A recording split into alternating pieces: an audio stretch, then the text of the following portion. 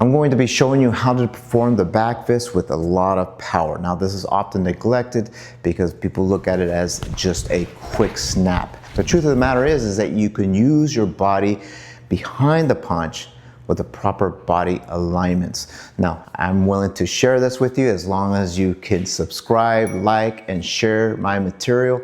And that way I can create more content for you to gain the benefit for yourself. My purpose is to help you develop the right body awareness so you can have certainty in your life that you can utilize this when you need to. I know the internet is flooded with a lot of information. You can find out a lot of information what people are offering, but I can give you the right tools so you can actually perform this the right way. Now let's look at the back fist.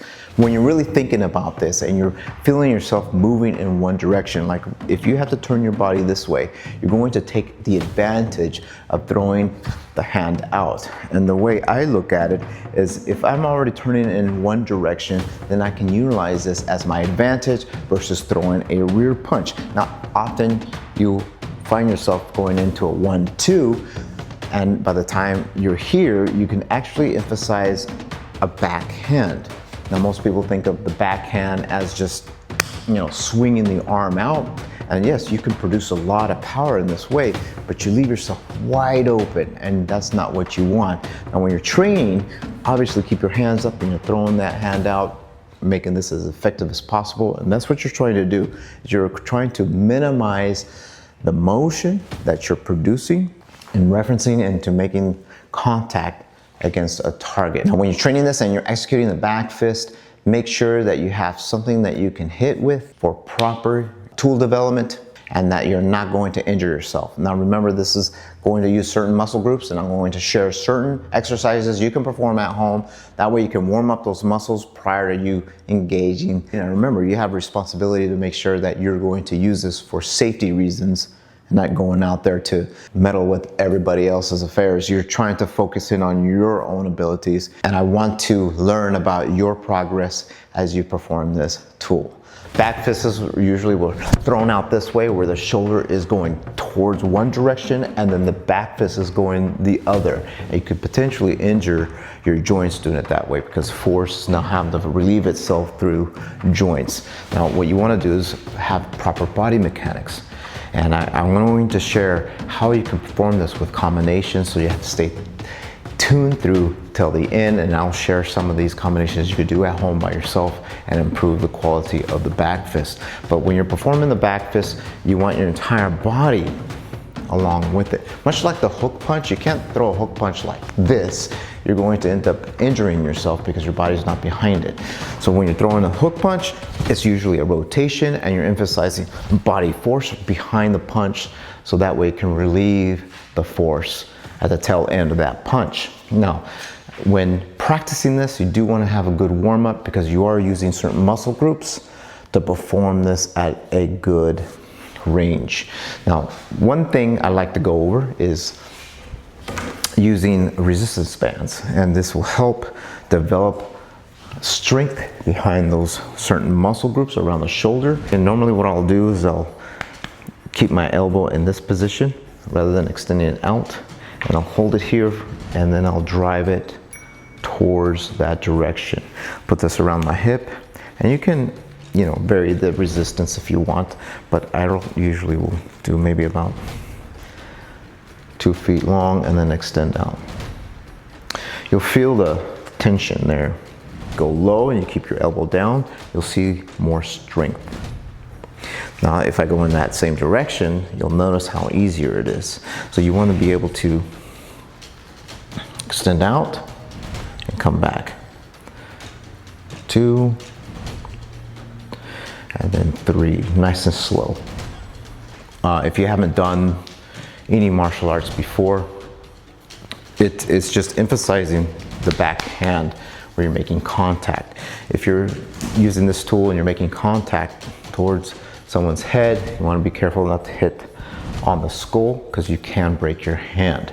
That's why you change it into a hammer fist. The hammer fist will actually be softer against a hard surface, so then it protects you along the way. Now, when it comes to self-defense, You want to be able to drive it through, and it doesn't matter what's in the way as long as you're attacking or counter-attacking. If somebody is attacking you, you want to drive this with a lot of force.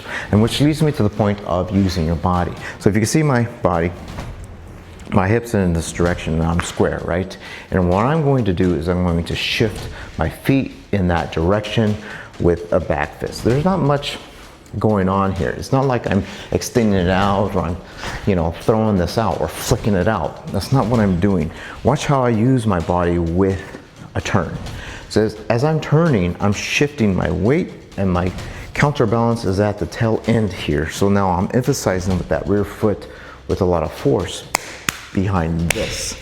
So now it gives me the power that I need for that back fist. So to practice this for a little while, if you want to do this in the air, after a good warm-up, of course, and you've already gotten that down with the resistance bands, and then you warmed up, you want to be able to turn in that direction as you hit and you come back. You see, there's a big difference in the way I move compared to here and here. Now, why do I do that? Why am I here? Why am I shortening my weapon? Well, if you can think about this, these joints are aligned correctly in the perimeter of my body. If I extended it, I just lost that strength behind my punch. If I do this, it's a snap. It's almost like a distraction, and it feels like a jab. When you throw a lot of power behind a punch, you got your whole body into it. And so now we're thinking of power as I'm throwing this punch out.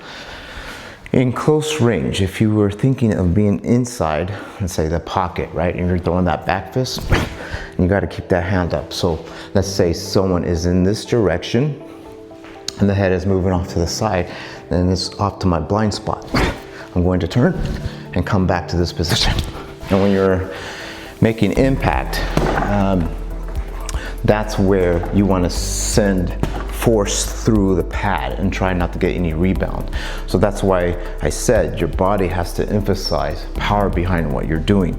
So if you can tell by my hip and my rotation of that hip, I'm emphasizing the opposite side here with that back fist. If you were to do this, which, this is a common theme, right? People are doing kind of that kind of a thing. Well, they lost those principles of motion, which connects the body to this. All this is like you're throwing something out and you're not necessarily getting anything out. The same with the back fist, right? So then if I'm going to hit, I'm going to pivot and hit with more emphasis behind my body impacting the pad instead of the fist.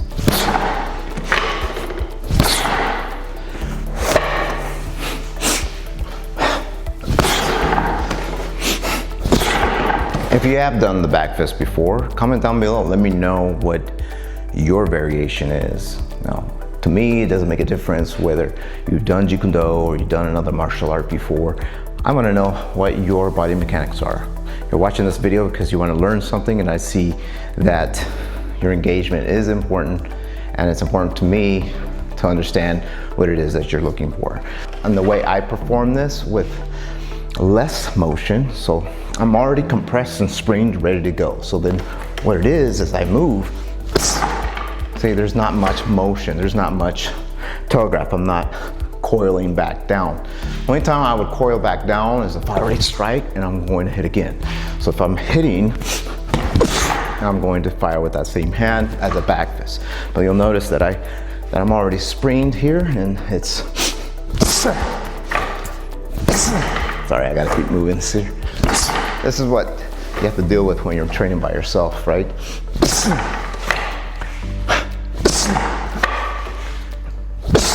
Now watch, if you want a little bit more power, watch, just step this way. And you should get that result.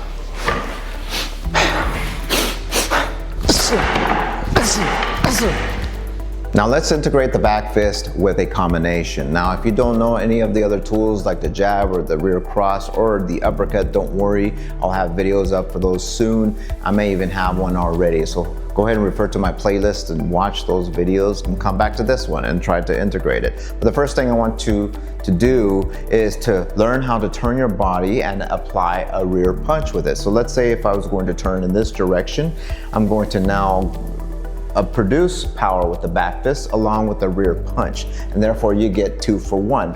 Please subscribe, hit the notification bell button, and I'll see you soon. Stay explosive.